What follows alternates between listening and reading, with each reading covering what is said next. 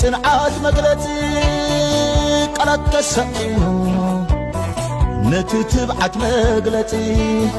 ለቀስ ቃላቱን ሰዓሪ ግዲ ዝገርም ወለዶ ዝገርም ትውልድ ቃላት ተሰኢኑ ነቲ ጽንዓት መግለጺ ቃላት ተሰኢኑ ነቲ ትብዓት መግለጺ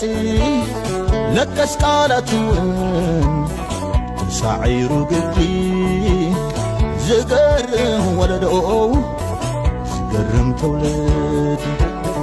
ላላይ ላላይ ላላይ ላላላላይ ላላይ ላላይ ላላይ ላላላላ ተኸቢቡ ብየማነ ጸጋም ትጨናሞት ላም ትጨናኣዳም እንዳሽተተ ዝኽእል ምጽማም ትርበራይ ዘይገለመ